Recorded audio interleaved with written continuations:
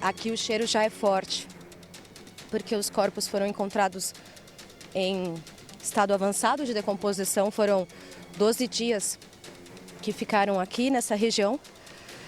Estamos chegando com certeza onde estão, ali ó, chegamos, os destroços do helicóptero que saiu no dia 31 de dezembro para fazer um bate-volta em Ilhabela, no litoral norte, e desapareceu. Olha que cenário triste de destruição. A aeronave completamente retorcida, o banco do piloto quebrado, dobrado ao meio, toda a parte mecânica de controle completamente destruída. Mal dá para ter ideia do que sejam as partes ali de trás. É outro banco ali, um banco caído, a lataria quebrada, tem um sapato, possivelmente de uma das ocupantes da aeronave, das tripulantes, de uma das vítimas. É um cenário muito triste.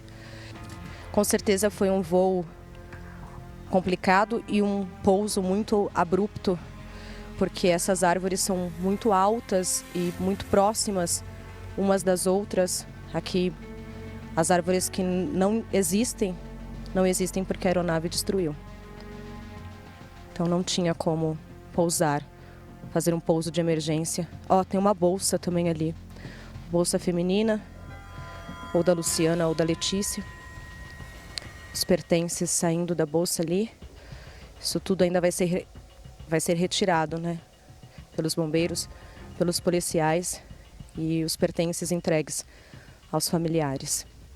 A gente vê daqui que algumas copas das árvores estão quebradas, então a dinâmica parece ter sido a seguinte: o helicóptero começou a bater nas árvores e veio para cá, batendo em todas elas até terminar aqui, em solo, nesse acidente horrível, nessa tragédia. E esse é só um trecho do que a Fabíola enfrentou dentro da mata. Nós temos uma equipe completa, tá, gente? Nós somos com a equipe completa dentro da mata, enfrentar todas as adversidades enfrentadas pelas equipes de resgate que, em meio a essa forte chuva que toma conta da região ali de Paraibuna, enfrentaram para conseguir fazer a perícia, retirar os corpos e fazer aí o início do trabalho, inclusive para tentar retirar essa aeronave do local. Mas, gente, presta atenção em como ficou a aeronave. Presta atenção no impacto sofrido pelo helicóptero ao colidir direto com essa colina. Gente, existem várias teorias ainda sobre isso, várias hipóteses que estão sendo levantadas por vários especialistas na área para tentar entender o que realmente teria acontecido. Desorientação aérea seria uma possibilidade? Pane seca seria outra possibilidade? O que é que a polícia está levando em consideração nesse momento para conseguir cravar a causa desse acidente?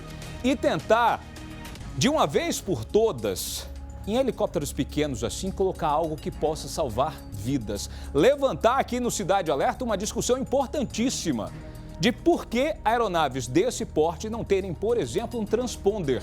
Vale lembrar que, se por um acaso os tripulantes dessa aeronave tivessem sobrevivido ao impacto, a essa destruição que você vê na imagem, eles estariam há 12 dias em meio à mata, em meio ao frio, à chuva, à fome, o risco de serem atacados por animais dentro da mata. Por quê? Porque esse helicóptero não tinha um localizador. As buscas estariam acontecendo às cegas em uma região de 5.000 quilômetros quadrados. Olha o impacto da aeronave, gente. Olha o impacto da aeronave em meio à mata, justamente no trecho de subida desse morro. Você percebe aí a tentativa do piloto. Vale lembrar, tá, gente?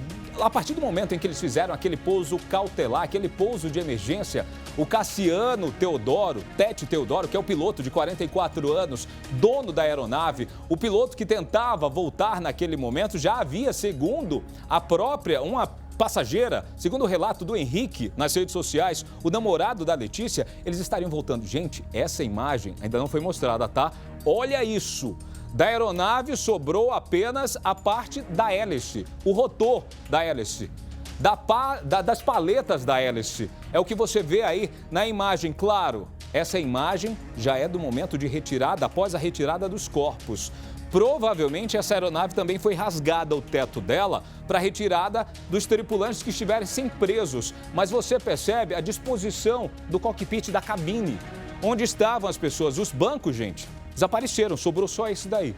Você imagina a situação enfrentada, o medo enfrentado naquele momento, em uma área que some durante a neblina, tá, gente? Você não consegue ver 1 metro à frente do que está acontecendo aí quando o tempo está muito fechado, e é o que eles enfrentaram naquele momento. Gente, olha a altura dessa árvore, o quanto eles caíram.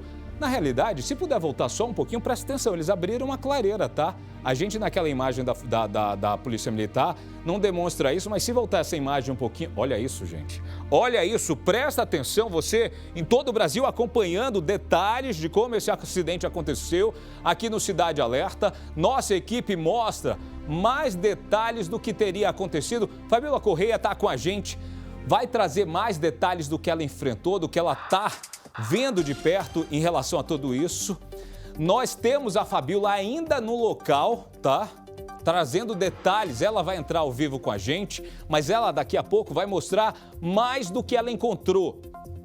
A impressão que ela tem do que teria sido os últimos momentos dos tripulantes dessa aeronave que desapareceu no dia 31 de dezembro. Fabíola Correia, ao vivo no Cidade Alerta. Em primeiro lugar, minha amiga, parabéns. Você conseguiu chegar a um dos locais mais difíceis, ao local onde durante 12 dias a Força Aérea Brasileira tentou localizar. Você conseguiu entrar. Parabéns a toda a sua equipe, ao Jaca, ao Rogério que está com você. Uma equipe que conseguiu enfrentar frio, chuva, lama e mata muito fechada. Mas conta para quem está assistindo o Cidade Alerta agora, qual a impressão que você teve ao chegar no local do acidente. Boa tarde, se é que a gente pode dizer isso num dia tão triste como hoje, Fabíola. É verdade, Dionísio. Obrigada, amigo. Realmente um dia muito triste. Nossa equipe enfrentou aí uma batalha para chegar até esse local. A gente conheceu um mateiro, um morador local, que foi o nosso guia. Só assim para conseguir adentrar uma mata tão fechada como aquela, sem se perder, sem correr nenhum risco. De fato, é uma área que a gente, pelo caminho, via algumas placas mostrando o quão inóspita ela é. Então, havia uma placa, por exemplo, escrito remédios, mas mostrava ser muito distante dali essa localização de onde esses remédios poderiam ser encontrados, por exemplo, porque não há hospital, não há farmácia.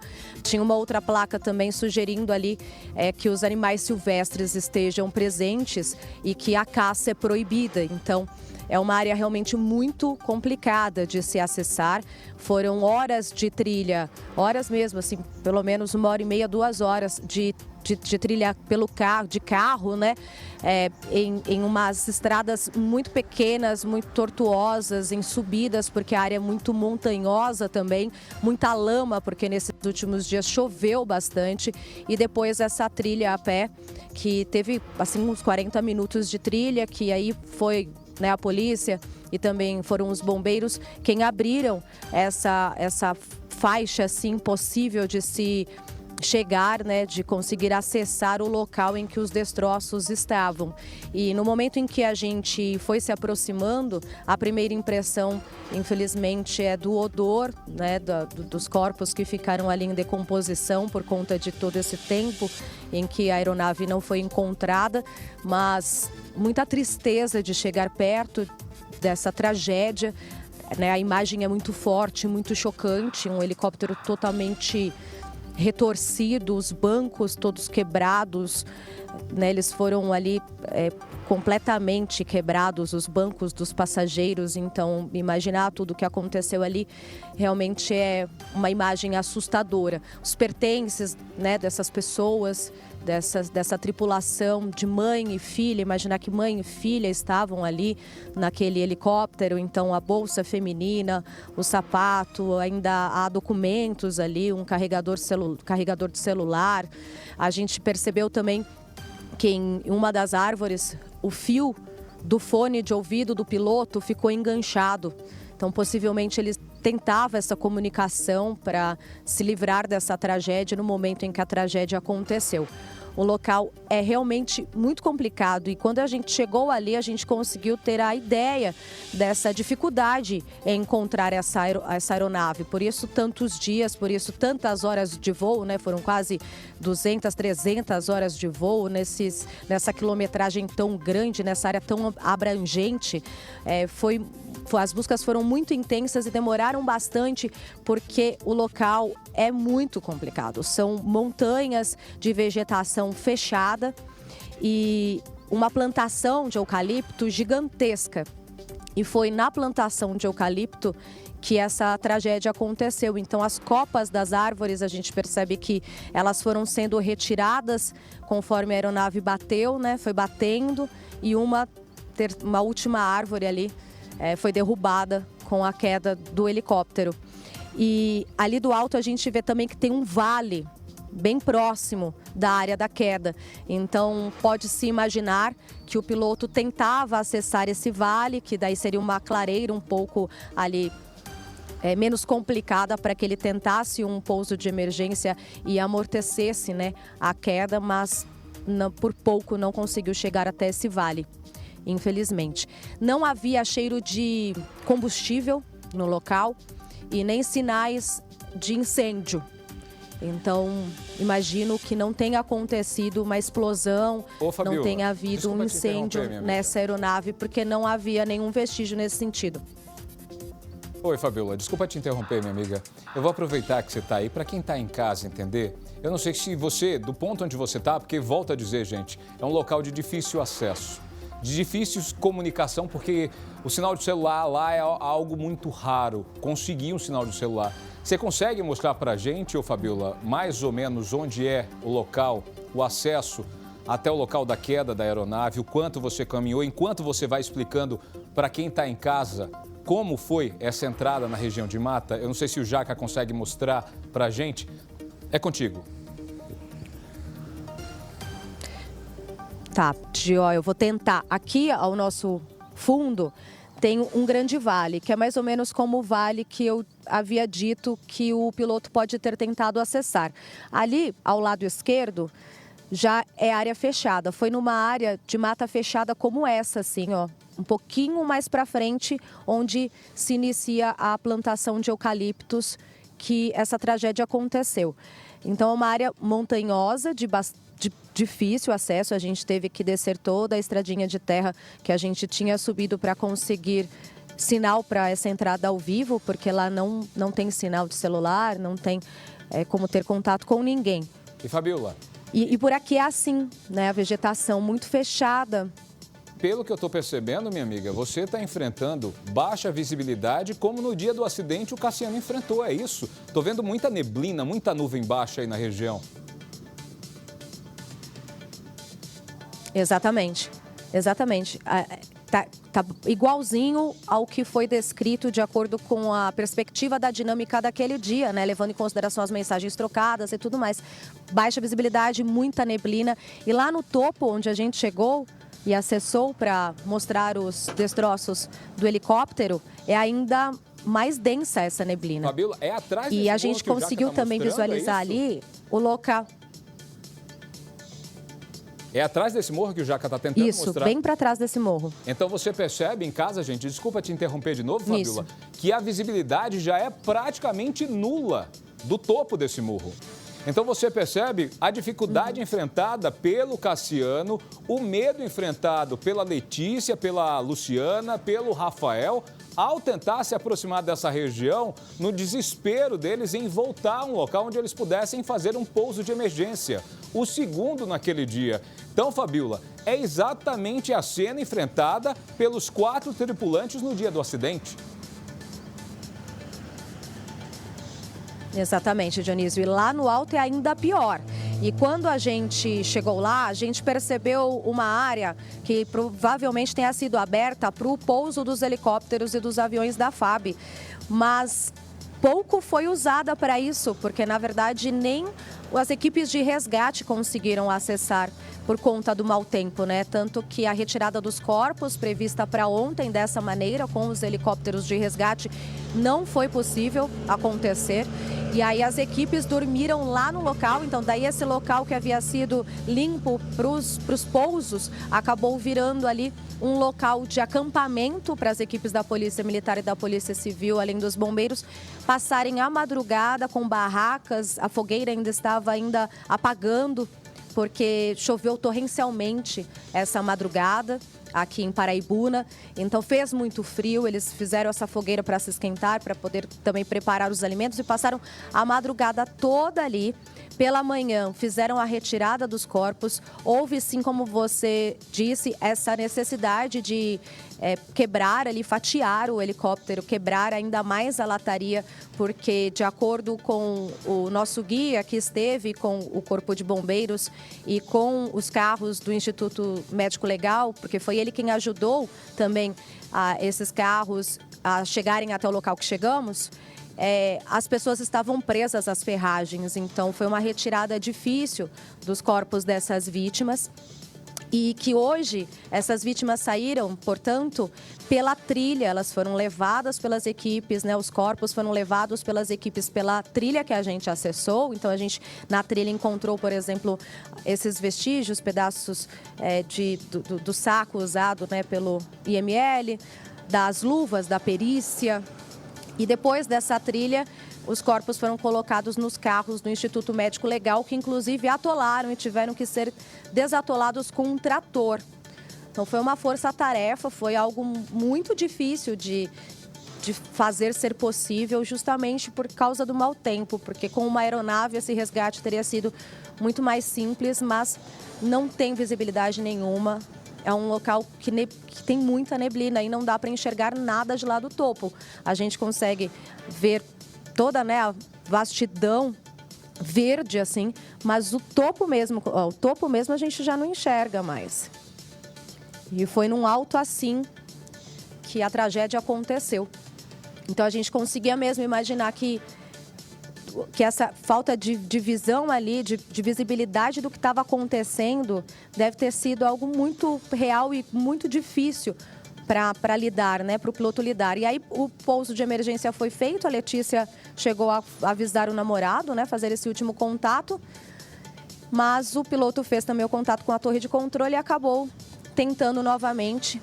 E aí a tragédia aconteceu, infelizmente.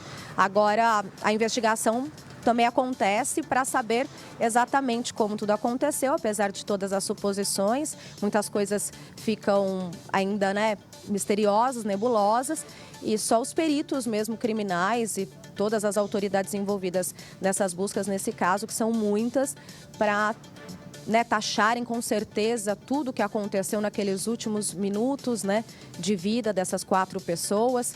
A Luciana, a filha dela, a Letícia, de 20 anos, o amigo de longa data de Luciana, o Rafael, que foi quem as convidou para esse passeio de bate e volta de Ano Novo em Ilhabela, e o piloto Cassiano, que tem um histórico, né, tinha um histórico de irregularidades, já tinha tido a licença cassada, mas tinha autorização para voos particulares, o que supostamente esse teria sido um voo particular por diversão, para juntar esses amigos e fazer esse bate-volta para a praia, e acabou dando tudo errado, né?